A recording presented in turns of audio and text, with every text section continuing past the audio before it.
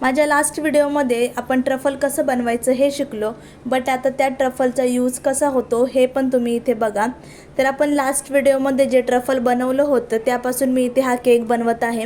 तुम्ही बघू शकता की किती परफेक्ट ट्रफल झालेलं आहे आपलं। त्यापासून मी इथे 2 किलोचा केक बनवणार आहे। तुम्ही बघू शकता आपलं ट्रफल एकदम परफेक्ट झालेलं आहे, जास्त हार्ड पण झालेलं नाही आणि लिक्विड फॉर्ममध्ये पण आलेलं नाही आहे।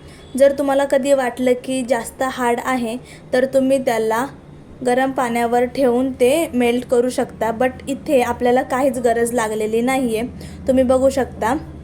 तर अशा प्रकारे मी तुम्हाला लास्ट व्हिडिओमध्ये ट्रफल कसं बनवायचं हे मी तुम्हाला सांगितलं आणि त्याचा यूज पण तुम्हाला मी इथे दाखवत आहे। तर तुम्ही बघू शकता आपला हा 2 किलो ट्रफल केक इथे तयार होत आहे।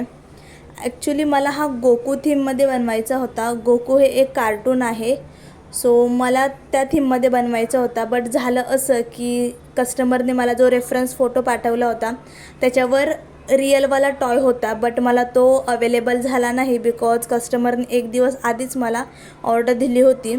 सो मला 1 दिवसामध्ये तो अवेलेबल झाला नाही, म्हणून मी त्यांना विचारलं की मी स्टिकर्स लावू का, तर त्यांनी पण होकार दिला। तर तुम्ही पुढे बघू शकता की मी कशा प्रकारे बनवलं आहे। आणि जे आपले कार्टूनचे स्टिकर्स आहेत ते सुद्धा मी घरीच बनवते एकदम 3D टाईपमध्ये, आणि ते कसं बनवते याचासुद्धा व्हिडिओ ऑलरेडी आपल्या चॅनलवर अपलोड आहे, सो तुम्ही तिथे जाऊन बघू शकता।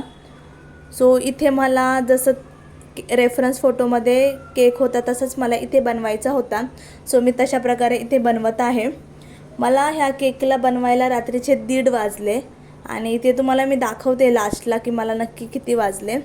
तर अशा प्रकारे हा आपला इथे 2 किलोचा केक रेडी होत आहे।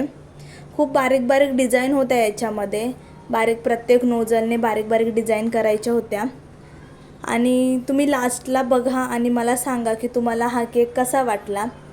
आणि तुम्हाला हे ट्रफल बनवायचं असेल तर मी ऑलरेडी चॅनलवर रेसिपी अपलोड केलेली आहे, तिथे जाऊन तुम्ही बघू शकता आणि यूज करू शकता। आणि हे बघा इथे मी 3D प्रिंटआउट्स कसे काढते याचासुद्धा व्हिडिओ ऑलरेडी माझ्याकडे आहे, सो तोसुद्धा तुम्ही जाऊन बघू शकता। केक आवडला तर व्हिडिओला लाईक करा आणि सबस्क्राईब करा।